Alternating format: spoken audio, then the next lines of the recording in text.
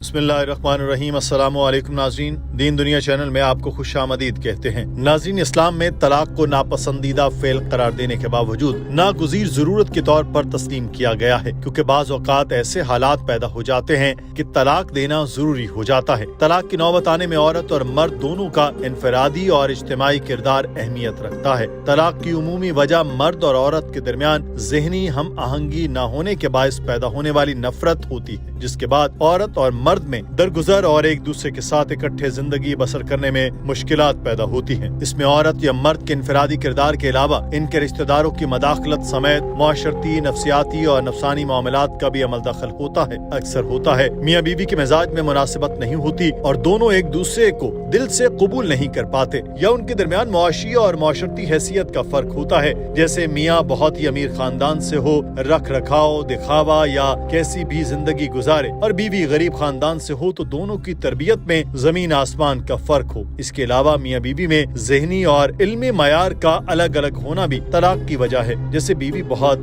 ज्यादा ज़हीन हो और मर्द कम पढ़ा लिखा हो, और एक दूसरे को हकीर या बरतर समझने जैसी बीमारी पैदा हो सकती है। या फिर आखिरी सूरत ये होती है कि दोनों के दरमियान जिनसी और अखलाकी कमजोरियां हायल हो जाती हैं, जो मियाँ बीवी के असल रिश्ते को खोखला कर देती हैं। हिदायत की जाती है कि अगर मियाँ बीवी में इख्तलाफात बहुत बढ़ जाएं तो कभी उनके घर वाले, रिश्तेदारों या दोस्तों को एक साथ रहने पर मजबूर न किया जाए, वरना वो एक दूसरे के लिए बोझ बन जाएंगे। घरेलू सुकून गारत होगा और मियाँ बीवी ही नहीं बल्कि दो खानदान मुतासिर होंगे। नाज़रीन, इस बारे में उलमा की राय भी जानते हैं कि उनका क्या कहना है। डॉक्टर जाकिर नाइक से एक हिंदू खातून ने सवाल किया कि इस्लाम में मुसलमान औरतें क्यों अपने शौहरों को तलाक नहीं दे सकती। हिंदू या किसी और मजहब में तो ऐसा नहीं है कि औरत को दबाया गया हो, उन्हें पूरा हक दिया जाता है। Good evening sir, my name is Simi.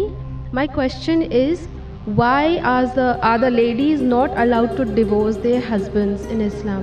Doctor Zakir Naik ने सवाल के जवाब में उस खातून को बताया कि तलाक को हम 5 कैटेगरीज पे तकसीम कर सकते हैं। पहली वो होती है जो मियाँ बीवी बाहमी रजामंदी से तलाक दे। दूसरी कैटेगरी है जिसमें शौहर खुद तलाक देता है। फिर तीसरी कैटेगरी है जिसमें अगर निकाह नामे में लिखा गया हो कि बीवी शौहर को तलाक दे सकती है तो खातून भी शौहर को उसकी मर्जी के बगैर तलाक दे सकती है। डॉक्टर जाकिर नाइक ने तीसरी कैटेगरी से मुतालिक मजीद बयान करते हुए बताया, निकाहनामा एक किस्म का एग्रीमेंट होता है जिसमें बीवी जो चाहे लिखवा सकती है, उसकी इजाजत है। वो यहाँ तक कह सकती है कि निकाह नामे में शर्त रखी जाए कि मेरा शौहर दूसरी शादी न करे, या उसके अलावा कुछ भी निकाह नामे में लिखा जा सकता है, सिवाय इन बातों के जिनकी कुरान और हदीस और शरीयत इजाजत नहीं देती। बीवी निकाह नामे में ये भी नहीं लिखवा सकती कि मेरा शौहर नमाज न पढ़े, क्योंकि इस्लाम में नमाज पढ़ना फर्ज है। ऐसे खातून ये भी लिखवा सकती है कि मैं भी शौहर को तलाक देने का हक चाहती हूँ। चौथी कैटेगरी से मुतालिक डॉक्टर साहब ने बताया कि अगर बीवी तलाक लेना चाहती है मगर निकाह नामे में नहीं लिखवाया, वो शौहर से मुतालिबा कर सकती है कि वो इसे तलाक दे।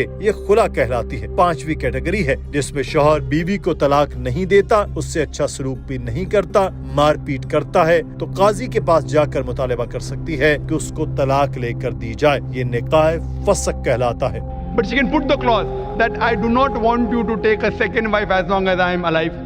But you cannot put a clause which is against the Quran. You can't put a clause saying I don't want you to offer prayer, because offering salah is compulsory.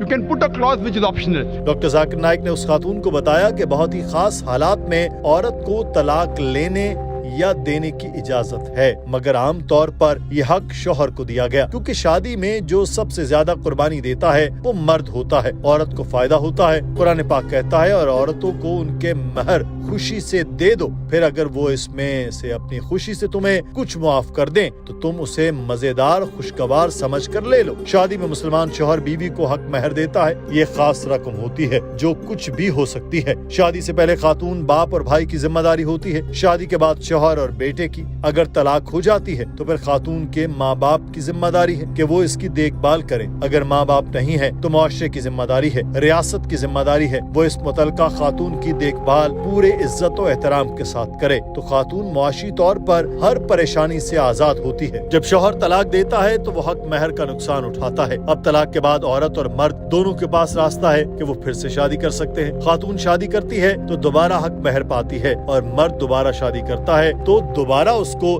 نئی بیوی کو حق مہر دینا پڑتا ہے۔ اگر پوری طلاق کا پورا اختیار ہی خاتون کو دیا جائے تو کچھ خواتین تو بار بار شادی اور بار بار طلاق لے کر حق مہر لیا کریں تو اللہ تعالیٰ نے خواتین کو زیادہ نوازا ہے۔ متعلقہ خاتون کو گھر والوں، رشتہ داروں اور معاشرے یا ریاست سے تحفظ ملتا ہے، مگر مرد کو اپنی زندگی دوبارہ بنانا پڑتی ہے، اپنے پاؤں پر پھر سے کھڑا ہونا ہوگا۔ تو اسلام نے خواتین کو طلاق کے لیے 5 راستے رکھ دیے ہیں۔ اگر وہ شوہر سے خوش نہیں تو طلاق لے سکتی ہے۔ So imagine before she's married, it's the duty of the man, duty of the father and the brother. After she's married, it's the duty of the husband and the son to look after lodging, boarding, clothing, all financial aspects. And if divorce takes place, it's the duty of the parents to look after her. If not the parents, it's the duty of the society to look after her. If not the society, it's the duty of the Islamic State to look after her. So she's financially secured. Doctor Zakir Naik کا کہنا تھا کہ معاشرے میں 3 قسم کی طلاق ہے۔ ایک طلاق بدت ہے، یہ ایک ہی بار طلاق طلاق طلاق کہتے ہیں اور یہ ہو جاتی ہے۔ ایک طلاق حسن ہے کہ طلاق دو، 1 ماہ رکو، پھر طلاق دو، پھر 1 ماہ رکو، اور پھر تیسری مرتبہ طلاق دو۔ تیسرا طلاق احسن ہے، یہ ایک قرآن پاک کی بھی طریقہ ہے کہ طلاق دو اور 3 ماہ رکو۔ افسوس کی بات ہے کہ امت میں اختلاف کی ایک وجہ ہے۔ ایک حدیث ہے، حضرت محمد صلی اللہ علیہ وسلم کے دور میں 3 طلاق ایک ہی مانی جاتی تھی۔ حضرت ابو بکر اور حضرت عمر کے پہلے 2 سال میں 3 طلاق کو ایک ہی سمجھا جاتا تھا، یعنی 3 مرتبہ کہا طلاق طلاق طلاق تو وہ ایک ہی طلاق مانی جاتی تھی۔ پھر حضرت عمر نے اس دور کے حالات دیکھ کر کہا کہ اگر کوئی شخص 3 طلاق کہتا ہے تو 3 طلاق ہو جاتی۔ اس حدیث کی وجہ سے یہ اختلاف امت میں ہے اور کئی علماء میں بھی اختلاف ہے، لیکن اگر قرآن کی روشنی میں پڑھتے ہیں تو سورہ بقرہ میں کہا گیا کہ ایک طلاق کے بعد 3 ماہ رکنا چاہیے۔ قرآن پاک نے ہدایت کی کہ اختلاف ہو جاتا ہے تو شوہر اور بیوی بیٹھ کر بات کریں۔ ایسا نہیں کہ بیوی نے نمک زیادہ ڈال دیا تو شوہر نے کہا طلاق طلاق طلاق۔ اگر بات کریں تو بیوی کہے گی کہ آئندہ نمک کم ڈالوں گی اور معاملہ سلجھ جائے گا۔ بیٹھ کر بات کرو، پھر بھی بات نہ بنے تو اپنے درمیان ایک شخص بٹھاؤ اور معاملے کو سلجھا لو، پھر بھی بات نہ بنے تو طلاق دے سکتے ہیں۔ اور پھر طلاق کی بھی کئی شرائط ہیں کہ حیض کی حالت میں طلاق نہ دو، غصے کی حالت میں طلاق نہ دو، شراب کے نشے میں طلاق نہ دو۔ اس کے بعد جب طلاق دیا جاتا ہے تو 3 ماہ رکنا چاہیے، وہ صحیح طریقہ ہے۔ 3 ماہ کے اندر رجوع کرنا چاہتے ہیں تو ہو سکتا ہے کہ مگر 3 ماہ گزر گئے تو میاں بیوی نہیں رہتے، مگر اس کے بعد کے بارے میں